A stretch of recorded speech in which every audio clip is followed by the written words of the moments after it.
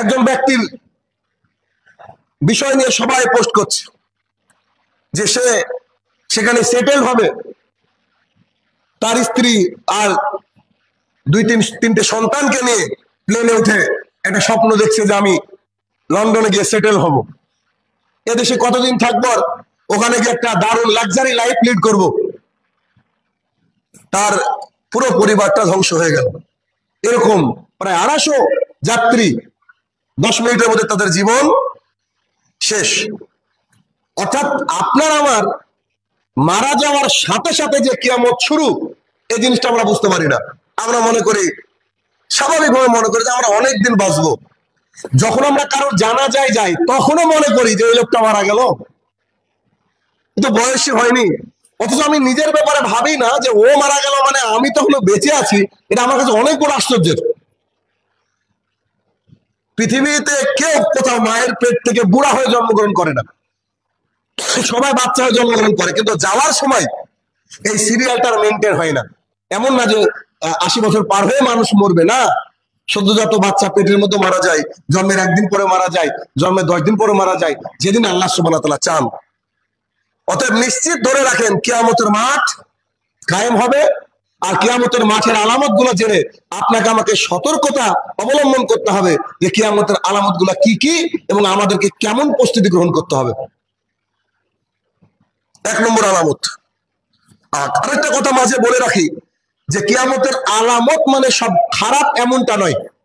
অনেকে মনে করে যে কিয়ামতের আলামত মানে খারাপ। না, যেমন অনেক বেশি মসজিদ তৈরি হওয়া কিয়ামতের আলামত, এটা কি খারাপ? খারাপ নয়। তো কিয়ামতের আলামত মানে খারাপ এমনটা নয়। কিয়ামতের আলামত মানে একটা সিম্পটম, সাইন, যে এটা হলে দেখবা এটা ঘটবে।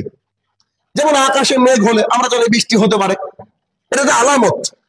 আপনার গাটা একটু ব্যথা ব্যথা করছে, ডাক্তার দেখে বলেছে মেবি আপনার জ্বর হতে পারে, তো গা ব্যথা এটা একটা আলামত। তো গা ব্যথা এটা একটা খারাপ আলামত, আর আকাশে মেঘ এটা একটা ভালো আলামত। তো এইরকম কিছু আলামত রাসূলুল্লাহ সাল্লাল্লাহু আলাইহি ওয়াসাল্লাম বলে গিয়েছেন। তার 1 নম্বর কিয়ামতের আলামত হচ্ছে রাসূল সাল্লাল্লাহু আলাইহি ওয়াসাল্লামের জন্মগ্রহণ করা। 1 নম্বর আলামত কিয়ামত যে হবে তার প্রথম আলামত হচ্ছে মুহাম্মদ সাল্লাল্লাহু আলাইহি ওয়াসাল্লামের জন্ম। তার মানে রাসূলুল্লাহ সাল্লাল্লাহু আলাইহি ওয়াসাল্লাম যেদিন জন্মগ্রহণ করেছেন এই দিনটা হচ্ছে কিয়ামতের আলামতের 1 নম্বর দিন। মানে কিয়ামত যে হবে, কিয়ামত যে সন্নিকটে, কিয়ামত যে আর কিছুদিন পর, কিয়ামত যে একেবারে নিকটে আমাদের, তার 1 নম্বর আলামত কি? মুহাম্মদ সাল্লাল্লাহু আলাইহি ওয়াসাল্লামের জন্ম। সাহল ইবনে সাদ রাদিয়াল্লাহু তাআলা আনহু বলেন, আমি রাসূলুল্লাহ সাল্লাল্লাহু আলাইহি ওয়াসাল্লামকে বলতে শুনেছি।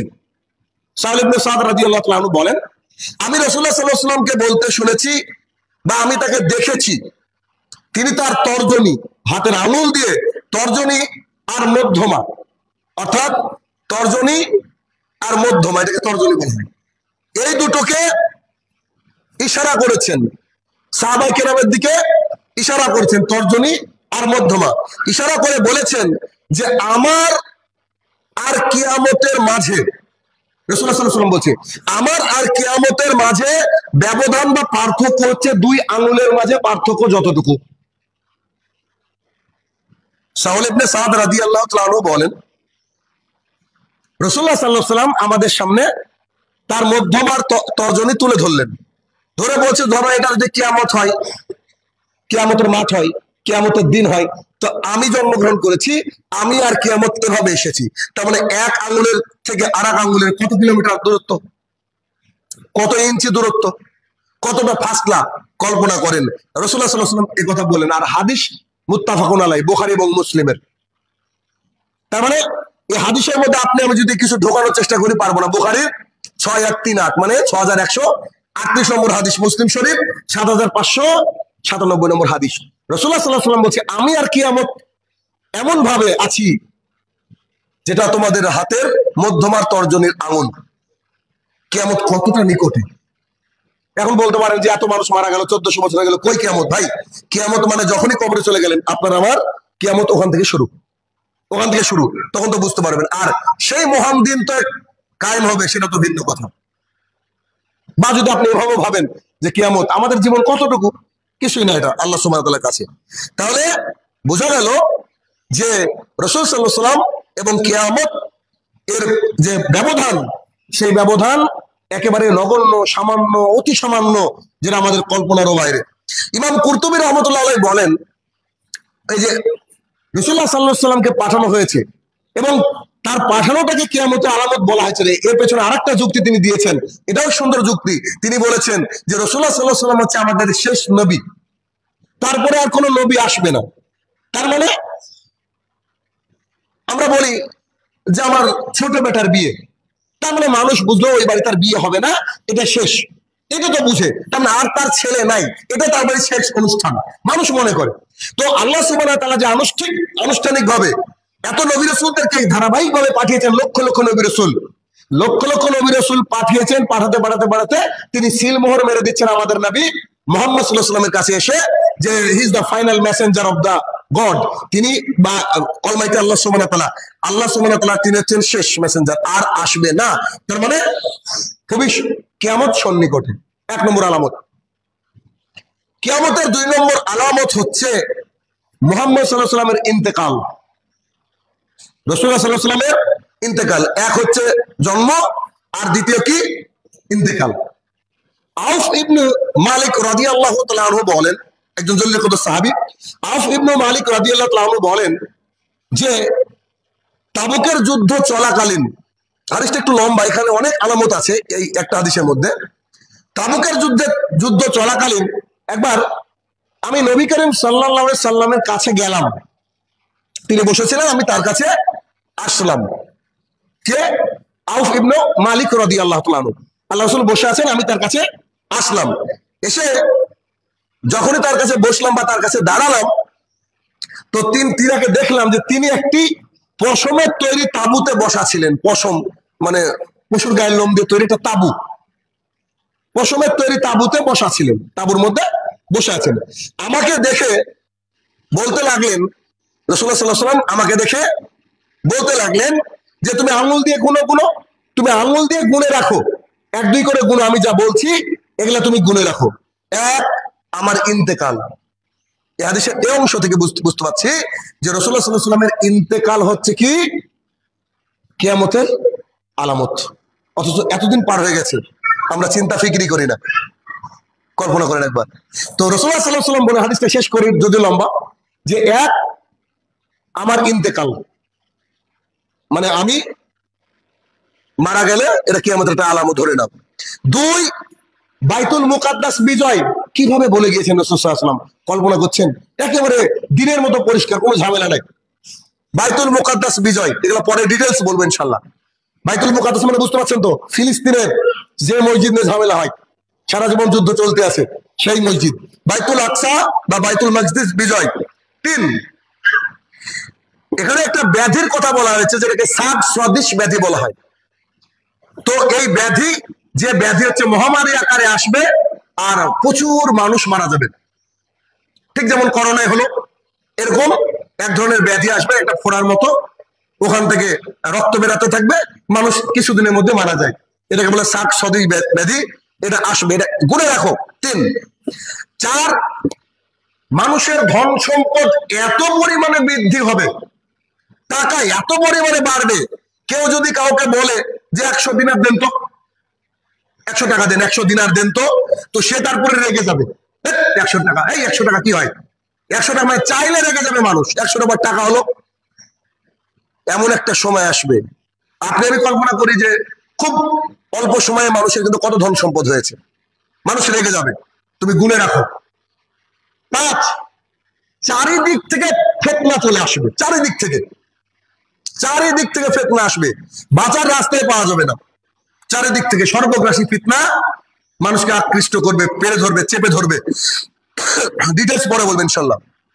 6, যে তোমাদের আর রোমান, আগেকার জামানার রোমান, বর্তমানে যাদেরকে ইউরোপ আমেরিকা বলা হয়, তোমাদের আর রোমানদের মাঝে একটা চুক্তি, শান্তি চুক্তি হবে। এগুলো সব হয়ে গেছে, যেগুলো বলছি সব হয়ে গেছে অলরেডি। শান্তি চুক্তি একটা প্রতিষ্ঠা হবে, যে দুই দল মিলে বলবে আমরা যুদ্ধ করবো না, শান্তি চুক্তি। হঠাৎ করে রোমানরা করবে কি, চুক্তি ভেঙে আক্রমণ করবে। তারা হবে পতাকার তলে, আর প্রত্যেক পতাকার তলে বহু হাজার হাজার করে সৈনিক আসবে। বুখারীর হাদিস। তাহলে রাসূলুল্লাহ সাল্লাল্লাহু আলাইহি ওয়াসাল্লাম জনক সাহাবীকে উপদেশ ছলে তিনি 6টা আলামতের কথা বললেন, যেদিন এগুলা দেখবে হয়ে গেছে সেদিন মনে করে যে তোমার সাথে কিয়ামত চলে এসেছে। সহিহ বুখারী হাদিস নম্বর 3005। তাহলে আপনি কল্পনা করতে পারছেন সেই জামানার, একবার ভাবেন তো কোন এক যুদ্ধের ময়দানে রাসূলুল্লাহ সাল্লাল্লাহু আলাইহি ওয়াসাল্লাম তাঁবুর মধ্যে বসে এই উপদেশ দিচ্ছেন সাহাবীকে, তার অন্তরটা কেঁপে উঠেছিল যে হয়তো বোধহয় কিয়ামত চলে আসলো, আমরা 1450 বছর পার করে দিয়েছি। তাহলে এখানে বুঝতে হবে বিষয়টা যে রাসূলুল্লাহ সাল্লাল্লাহু আলাইহি ওয়াসাল্লাম যে 6টি কথা বললেন তার একটা আমরা আপাতত নিই, যে রাসূলুল্লাহ সাল্লাল্লাহু আলাইহি ওয়াসাল্লামের ইন্তেকাল হচ্ছে কিয়ামতের আলামত। আল্লাহ রাসূল তো আর আসবেন না দুনিয়াতে, ইন্তেকাল হয়ে গেছে, অর্থাৎ কিয়ামতের আলামত প্রকাশ পেয়ে গেছে।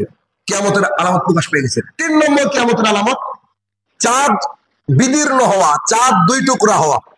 চাঁদ, আকাশের চাঁদ 2 টুকরা হওয়া। যে চাঁদ আমরা রাতের আকাশে দেখি, এই চাঁদ কিন্তু 2 ভাগ হয়ে গেছিল, ইতিহাস সাক্ষী। আর এটা আল্লাহ সুবহানাহু ওয়া তাআলা করেছিলেন মুহাম্মদ সাল্লাল্লাহু আলাইহি ওয়াসাল্লাম। কেন করেছিলেন এর পেছনে হাদিস আছে, সেগুলো বলবো। আল্লাহ সুবহানাহু ওয়া তাআলা সূরা কামারের মধ্যে এই কথাই বলছে যে কিয়ামত আসন্ন।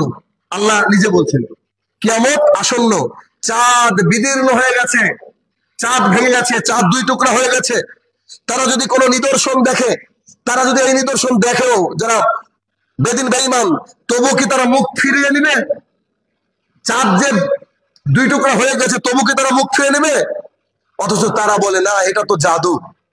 আল্লাহ সুবহানাহু ওয়া তাআলা সূরা কামারের 1 এবং 2 নম্বর আয়াতে এইটাই বললেন। এর পেছনে কারণ কি, আয়াতগুলো নাজিলের কারণ কি? অনেকগুলো হাদিস রয়েছে, তার মধ্যে আব্দুল্লাহ ইবনে আব্বাস, রাসূলুল্লাহ সাল্লাল্লাহু আলাইহি ওয়াসাল্লামের চাচা আব্দুল্লাহ, তার ছেলে আব্দুল্লাহ ইবনে আব্বাস রাদিয়াল্লাহু তাআলা আনহু বলেন, রাসূলুল্লাহ সাল্লাল্লাহু আলাইহি ওয়াসাল্লামের কাছে মক্কার মুশরিকরা আসলো, এসে বলছেন, আচ্ছা তুমি তো সত্যবাদী নিজেকে মনে করো, আল্লাহ রাসূলকে কিভাবে জ্বালিয়েছে মানুষ চিন্তা করেন। তুমি তো নিজেকে সত্যবাদী মনে করো, এক কাজ করো তো, ওই আকাশের চাঁদ দেখছো না, ওটাকে 2 টুকরা করো যাও। কি একটা আন্দাজে যা ইচ্ছা তাই বলে।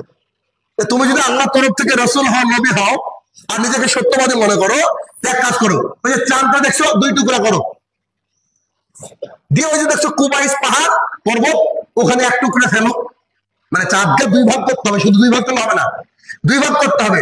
2 ভাগ করার পরে এটা কুবাইস, একটা পর্বত আছে, ওই পর্বতে একটা ফেলো, আর আরেকটা পর্বতের নাম হচ্ছে কুয়াইকিয়ান। আর কুয়াইকিয়ান, কুবাইস আর কুয়াইকিয়ান, এই পর্বতে 1 অংশ, এই পর্বতে 1 অংশ, করো তো করো। তখন রাসূলুল্লাহ সাল্লাল্লাহু আলাইহি ওয়াসাল্লাম বলছে, আচ্ছা দেখো।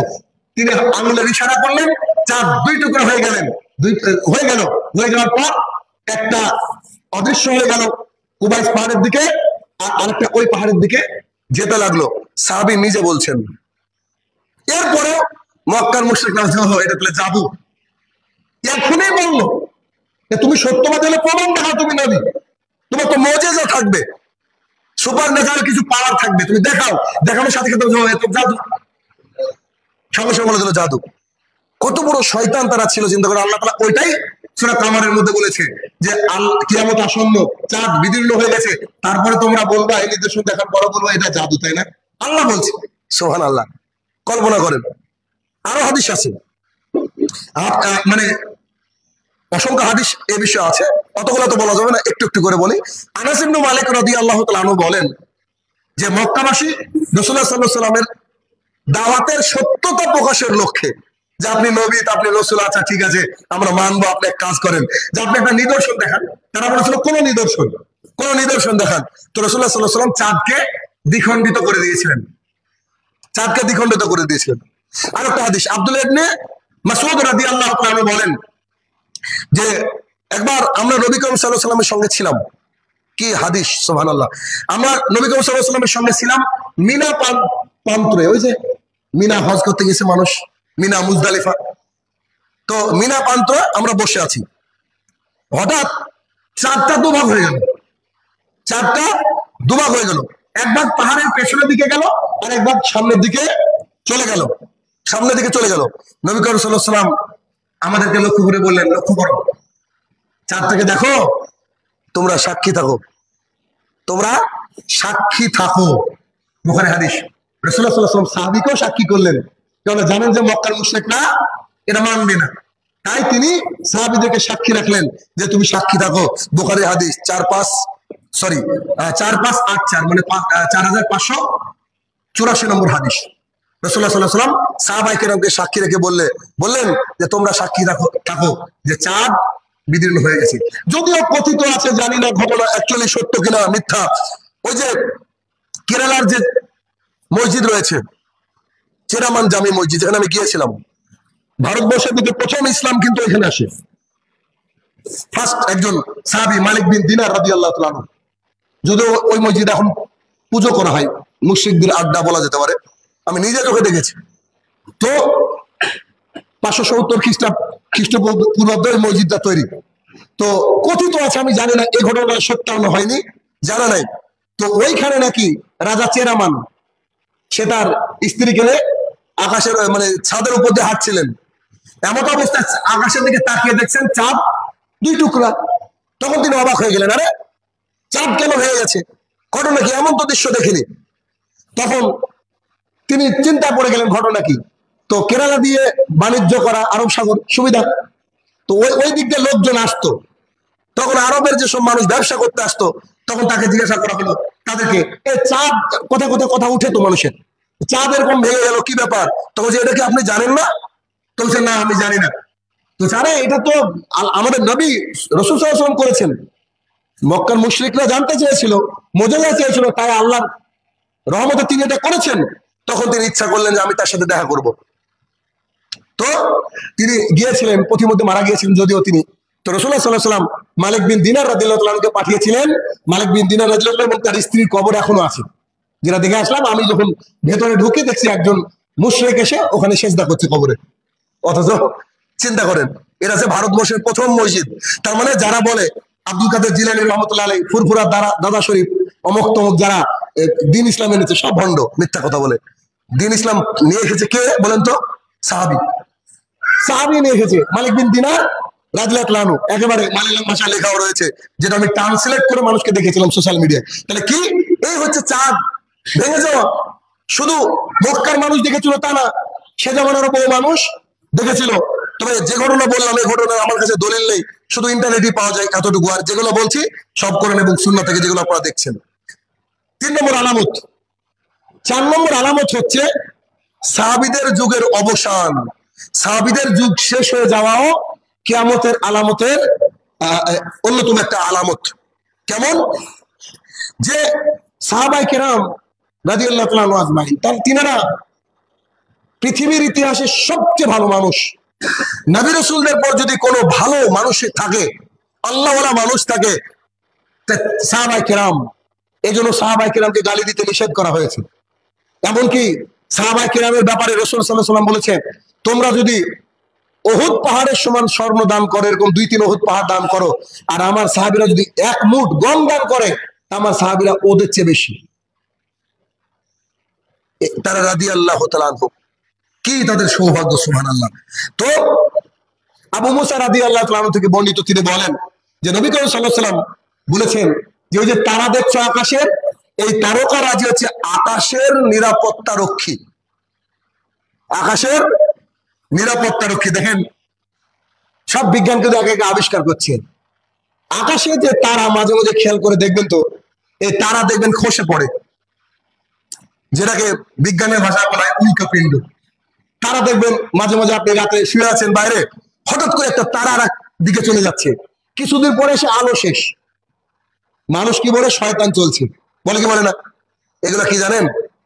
এগুলো হচ্ছে আল্লাহ সুবহানাহু ওয়া তাআলা তারাকে সাজিয়ে রেখেছেন আকাশের সৌন্দর্য বাড়ানোর জন্য।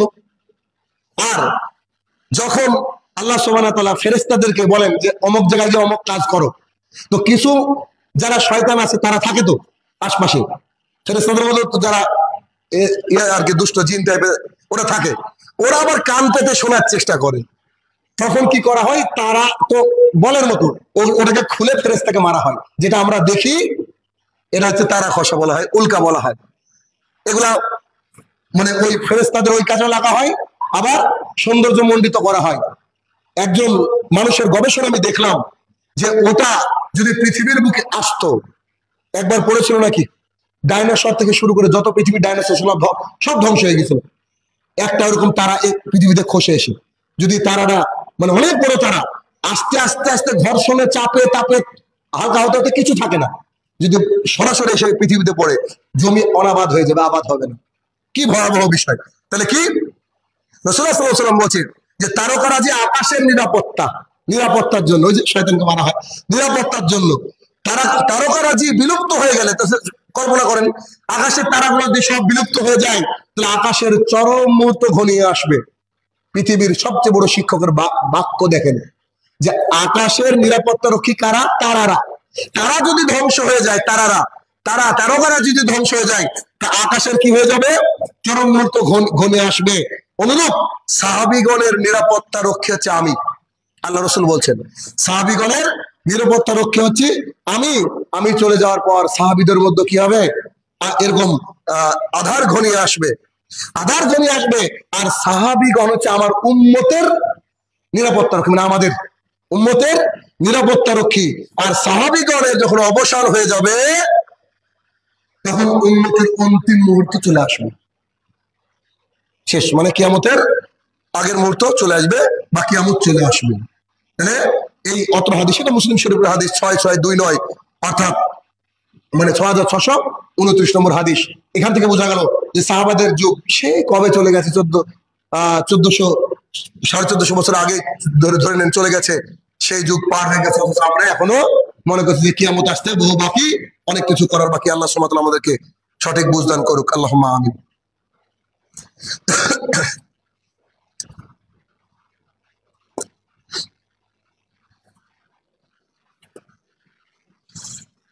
আলহামদুলিল্লাহি ওয়াহদা ওয়াসসালাতু ওয়াসসালামু আলা মান লা নাবিয়্যা বাদা, আম্মা বাদ। আমরা আলোচনা শুনছি কিয়ামতের আলামত 4, যেটা সাহাবীদের যুগের অবসান। তখন আমাদেরকে মনে করতে হবে কিয়ামত আর দেরি নাই, চলে আসলো বলে। এরপরে 5 নম্বর কিয়ামতের আলামত হচ্ছে বাইতুল মুকাদ্দাসের বিজয়, যেটা আমরা আগের হাদিস থেকে পেয়েছি। বেশ কিছু ওই আগের হাদিসের অংশই তুলে ধরার চেষ্টা করব। যে নবী করিম সাল্লাল্লাহু আলাইহি ওয়াসাল্লাম বলেছেন বাইতুল মুকাদ্দাস সম্পূর্ণ কার দখলে ছিল? রোমানদের দখলে ছিল, খ্রিস্টানদের দখলে ছিল। তখন রোমরা ছিল বর্তমান আমেরিকা যেমন পরাশক্তি, সুপার পাওয়ার, তখন ছিল রোমদের ওই অবস্থা।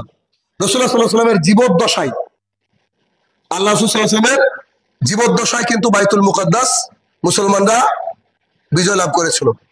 কল্পনা করে না, তখন তার আগে তিনি এই কথা বলছেন যে বাইতুল মুকাদ্দাস যেদিন বিজয় হয়ে যাবে তোমরা মনে রাখো যে কিয়ামত তখন ঘনিয়ে আসবে। রাসূলুল্লাহ সাল্লাল্লাহু আলাইহি ওয়াসাল্লামের ইন্তেকালের পর বাইতুল মুকাদ্দাস আবার চলে যায় কাফেরদের হাতে। তখন কাফেরদের হাতে চলে যাওয়ার পর 16 হিজরিতে আবার আমাদের যে গোটা পৃথিবীর শাসক যাকে বলা হয় ওমর ইবনুল খাত্তাব রাদিয়াল্লাহু তাআলা আনহু, তিনার জামানায় আবার একবার এসে বাইতুল মুকাদ্দাস মুসলমানদের হয় বিজয় লাভ করে। যে কাহিনী হয়তো আপনারা শুনেছেন, জানি না মনে আছে কিনা, সে একজন বিখ্যাত সাহাবীর কথা, যে সাহাবী আল্লাহ রাসূলের দিক থেকে হাতটাকে ঘুরিয়ে নিয়েছিল যে আপনি আমাকে বলেন আল্লাহ আমাকে ক্ষমা করবে কিনা, মনে পড়ছে কিনা জানি না, খুব হৃদয় বিদারক ঘটনা। তো বাইতুল মুকাদ্দাস রাসূল সাল্লাল্লাহু আলাইহি ওয়াসাল্লাম জামানা হয়েছিল, ওমর ইবনুল খাত্তাব রাদিয়াল্লাহু তাআলা আনহুর সময় দখল হয়েছিল। সালাউদ্দিন আইয়ুবী রাহমাতুল্লাহ আলাইহি তার জামানায় বাইতুল মুকাদ্দাস আবার বিজয় লাভ করেছিল। এখন আবার কাফেরদের হাতে আবার আসবে, there is no doubt at all, কোন রকমের কোনো সন্দেহ নাই।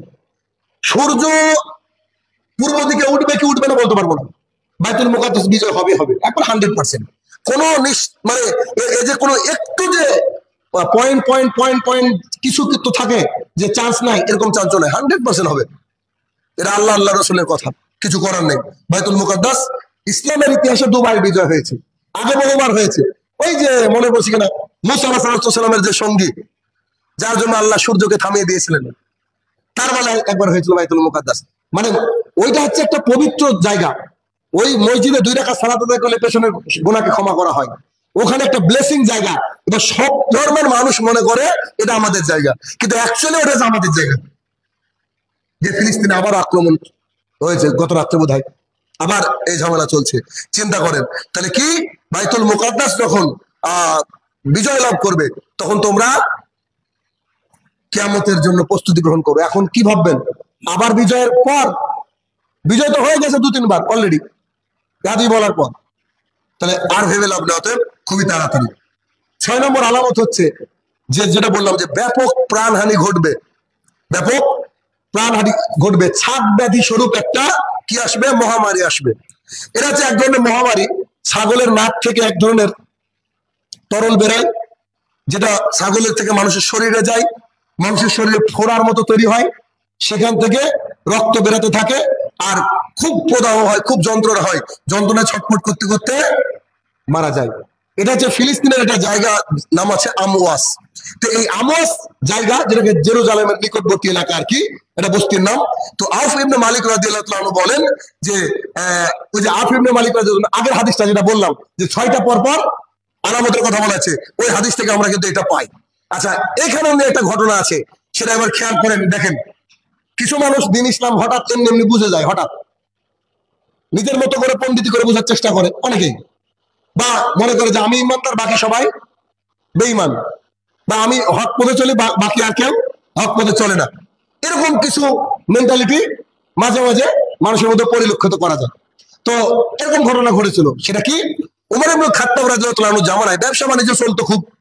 তো ব্যবসা বাণিজ্য চলার সময় ওই বাইতুল মুকাদ্দাস মোটামুটি বিজয়ের 2 বছর পর 18 হিজরি 16 হিজরি, হ্যাঁ 18 হিজরিতে আপনার ওই আমওয়াস নামক একটা জায়গায় এই মহামারীটা আসে। এই যে মহামারীর কথা আল্লাহ রাসূল বলেছেন, তখন ওইখানে অনেক সাহাবীরা ছিলেন, বড় বড় সাহাবীরা ছিলেন ওইখানে। তো ওমর ইবনে খাত্তাব রাদিয়াল্লাহু আনহু ওইদিকে যাচ্ছিলেন, যেতে যেতে শুনতে পেলেন যে ওখানে মহামারী হয়েছে। তখন ওমর ইবনে খাত্তাব রাদিয়াল্লাহু আনহু করলেন কি, তিনি আর গেলেন না। এই দেখে কিছু সাহাবী থাকে না, কিছু মানুষ বলেছে, ও আপনার তকদিরের উপরে বিশ্বাস নাই। কি দিন বুঝেছে, চিন্তা করেন কাকে বলছে। মানে মানুষ কল্পনা করে তো কথা বলে। এ জামানা দেখতে হবে না এমন পণ্ডিত, এমন মানুষকে বলছে ওর হুঁশ নাই। মানে সে হয়তো পিএইচডি করেছে হাদিসের উপরে। আশ্চর্য একটা ব্যাপার। তো বলছে যে আপনি তাকদীরের উপরে বিশ্বাস করেন না। উমর ইবনুল খাত্তাব রাদিয়াল্লাহু আনহু এই কথা বলছে। উমর বলছে, আল্লাহ আপনাকে ক্ষমা করুক, আপনি কার সম্পর্কে কি বলছেন? তো যে আল্লাহ মৃত্যু লিখে রাখলে মৃত্যু হবে, বাঁচলে বাঁচবেন, আপনি যান। তখন ইবনুল খাত্তাব রাদিয়াল্লাহু আনহু বলছে, আল্লাহ রাসূল বলেছে যদি কোথাও মহামারী আসে, সেখানকার লোক বাইরে যাবে না, বাইরে থেকে লোক ঢুকবে না। সায়েন্স গোলামি নাই কোনো। তো সেইখানে প্রায় 25,000 মুসলমান মারা গিয়েছিল এট এ টাইম। 25,000 মুসলমান মারা গিয়েছিল। এবং সেইখানে শুধু মুসলমান মারা যায়নি, খালি নাম কাওয়াস্তে মুসলমান, এমনি মুসলমান মারা যায়নি, বরং বড় ভালো ভালো সাহাবী মারা গিয়েছিল, যার মধ্যে কয়েকজনের নাম করলে আপনি বুঝতে পারবেন। যেমন মুআয ইবনে জাবাল রাদিয়াল্লাহু তাআলা, ওই যে ইয়ামিনে পাঠিয়েছেন আল্লাহ রাসূলকে, বারবার কাঁদছিলেন মুআয ইবনে জাবাল, তাকে বলে তিনি মারা গিয়েছেন। আবু উবাইদা রাদিয়াল্লাহু তাআলা বিখ্যাত সাহাবী, তিনি মারা গিয়েছিলেন। এরকম বহু সাহাবী এই রোগে মারা গিয়েছিলেন। প্রায় 25,000 মুসলমান সেখানে ইন্তেকাল করেছিলেন এই মহামারী। অতএব এই মহামারীও আর সুযোগ নাই, হয়ে গেছে। এটাকে আর হতে পারে না, হতে পারে, কিন্তু আমওয়াস নামক ওই যে শহরে এলাকায় এটা কিন্তু হয়ে গেছে। এরপরে 7 নম্বর হচ্ছে যে চারিদিক থেকে নানান ফিতনা, আজকে এই অবধি রাখবো ইনশাল্লাহ, যে চারিদিক থেকে নানান ফিতনা আসবে। কত ফিতনা নেবেন বলেন আপনি? চোখের ফিতনা 1 নম্বর, চোখকে হেফাজত না করা। আমরা খালি মানুষের বাড়ির পর্দা দেখি, কে কত পর্দা করলো, ওর স্ত্রী পর্দা করে না, আমার স্ত্রী পর্দা করে না, তার স্ত্রী পর্দা করে না। আমি বলেছিলাম আমি জান্নাতি, বাকি সব জাহান্নামী। কিন্তু একটা মহিলা কোথাও খালি মাথায় আছে, আমার দায়িত্ব হচ্ছে I have to lower my head, আমার মাথাকে আমাকে নিচু করতে হবে। পুরুষদের পর্দার কথা আগে বলা হয়েছে, সূরা নূর পড়েন, সূরা নূরের আপনি আয়াতে 30 আয়াত পড়তে গেলে আল্লাহ তাআলা পুরুষকে বলেছে আগে তোমার মাথাটাকে নিচু করো। যে পুরুষ কারোর দিকে তাকিয়ে থাকবে ও বুঝতে হবে যে ওর মধ্যে কাম বাসনা আছে, ওর মধ্যে লোলুপ দৃষ্টি আছে, ওর মধ্যে শয়তান আছে, ও মানুষ না। এজন্য কি করতে হবে?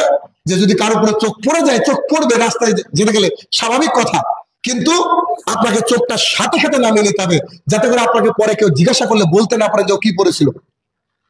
এটা হওয়া উচিত, এটা আমাদের হওয়া উচিত। এই যে চোখের ফিতনা, চারিদিক থেকে এই ফিতনা চলে এসেছে, বলেন আপনি হেফাজত করবেন কি করে? কি করে হেফাজত করবেন? মানে হেফাজত করাই মুশকিল।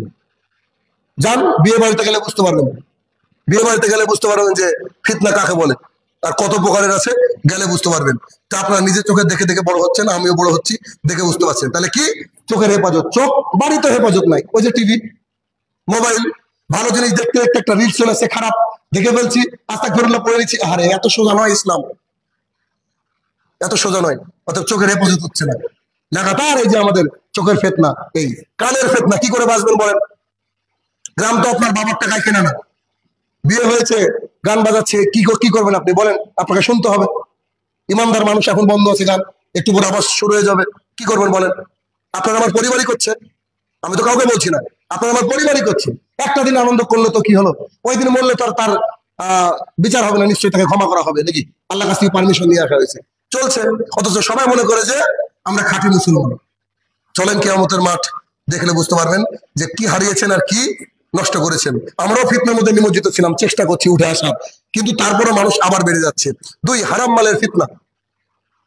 7 নম্বরের পয়েন্ট হচ্ছে 2, হারাম মালের ফিতনা। মানুষ ইনকাম করার সময় তোয়াক্কা করে না যে আমি কোথা থেকে ইনকাম করলাম। আজকেও কয়েকদিন আগে পোস্ট করেছে, আজকেও ফেসবুকে আমাকে পাঠিয়েছে যে মানে সার্বভৌমত্ব বাংলায় বলি, সবাই ইনকাম করছে, আপনি কেন করছেন না? ফেসবুক কোম্পানি আমাকে বলছে তাহলে আপনি একটা সুইচের টিপ দেন, ওখান থেকে আপনার লাখ লাখ টাকা আসবে। আমি আজকেও আবার এক্সিট করলাম, এবার কি শুরু করলো? মানে এত সহজ ইনকামের রাস্তা এখন সোশ্যাল মিডিয়ায়। মানুষ এত ইনকাম করে, সরকার তাকে কিনতে পারবে 1 বছরে, জানেন? এত পরিমাণে ইনকাম করছে, কিন্তু ওই তো অ্যাডস এর মাধ্যমে, গুগল অ্যাডসেন্স এর মাধ্যমে মানুষ মনে করছে এটা হালাল। কিছু কিছু আলেম অবশ্য ফতোয়া দিয়েছে, আউযুবিল্লাহ। চিন্তা করেন, তাহলে হারাম মালের ফিতনা। আবার সবজি বিক্রেতা ইত্যাদি ইত্যাদি সব এগুলো বলেছে আপনাদেরকে, সবাই জানেন। ঘুষ, মদ, জুয়া, লটারি ইত্যাদি সব দেখেন হারামের ফিতনা। আপনি একটা দোকান করলেন, ঠিক আছে, আলহামদুলিল্লাহ। আপনি এই 3টি জিনিস বিক্রি না করলে দোকান চলে না? চলে, কিন্তু ওই 3টির বিক্রির কারণে সব আপনার ইনকাম হারাম। কবরে গিয়ে আপনি পস্তাবেন। কেউ কেউ আসবে না, কেউ আসবে না আপনাকে আমাকে দোয়া করার জন্য, মানুষ আসবে না। আর হারাম খেয়ে গেলে তো ইবাদতে কবুল হবে না। তাহলে বুঝেন বিষয়টা। এরপর হচ্ছে হারাম পোশাকের ফিতনা। হারাম পোশাক, ছেলের পোশাক মেয়েরা পড়ছে, মেয়ের পোশাক ছেলেরা পড়ছে, মানে বুঝাই যাচ্ছে না যে কে ছেলে কে মেয়ে বর্তমান সময়। চুলের কাটিংও তাই, ছেলে মেয়ে এমন হয়ে গেছে, ঠিক বিপরীত হয়ে গেছে। সুতরাং এই যে ফিতনা, এই ফিতনা যখন আসবে তখন মনে করো যে কিয়ামত চলে এসেছে। বলেন এগুলা যতগুলা বললাম, এরকম জানি না কত শো আলোচনা হবে আল্লাহ বাঁচিয়ে রাখলে। চিন্তা করেন, এগুলো হচ্ছে কিয়ামতের আলামত, যেগুলো অলরেডি ঘটে গিয়েছে, ঘটছে, রানিং চলছে এগুলো। তাহলে এই যদি হয় পরিস্থিতি, তাহলে আমাদেরকে একেবারে মানে আপনার ট্রেন আসতে বাকি 3 মিনিট, 3 মিনিট আগে আপনার যে প্রস্তুতিটা থাকে, ব্যাগ হাতে নিয়ে রাখেন, নিচে রাখেন না যে আসলে উঠতে পারবো কিনা, রিজার্ভেশন করা আছে। তখন আপনি যেমন ভাবে থাকেন ওইভাবে আপনাকে রেডি থাকতে হবে। যে কোনো মুহূর্তে আল্লাহ ডাক দিবে, মালাকুল মতের মাধ্যমে আমাদেরকে চলে যেতে হবে, এমন করে রেডি থাকতে হবে। যদি রেডি থাকতে পারি তারা আমরা বুদ্ধিমান, নইলে কবর ভয়ঙ্কর জায়গা। যে আমার প্রতিপালক এই বিষয়গুলোকে বুঝে আমাদেরকে আমল করার তৌফিক আদা করো, আল্লাহুম্মা আমিন। হে আমার প্রতিপালক, এই বেশিরভাগই পাপের মধ্যে আমরা প্রায় সময় নিমজ্জিত, এই পাপ থেকে আমরা যেন বেরিয়ে আসতে পারি, আল্লাহ তুমি সেই তৌফিক আদা করো, আল্লাহুম্মা আমিন। হে আমার প্রতিপালক, কিয়ামতের সম্পর্কে, কিয়ামতের দিন সম্পর্কে হয়তো আমরা অতটা জানি না, আমরা যেন কিয়ামতের দিন সম্পর্কে জেনে আমাদের ঈমান আমলকে গুটিয়ে সুন্দর রাখতে পারি, সুরক্ষিত রাখতে পারি, হেফাজতে রাখতে পারি, আল্লাহ তুমি সেই তৌফিক আদা করো, আল্লাহুম্মা আমিন। যারা মাটির তলে শায়িত জানি না কি হালে রয়েছে, তারা যদি ক্ষমার যোগ্য হয়, আল্লাহ তুমি তাদেরকে ক্ষমা দান করো, আল্লাহুম্মা আমিন। যারা হারামের সাথে সম্পৃক্ততা রাখে, হারাম থেকে যেন আমরা হালালের পথে ফিরতে পারি, আল্লাহ তুমি সেই তৌফিক আদা করো, আল্লাহুম্মা আমিন।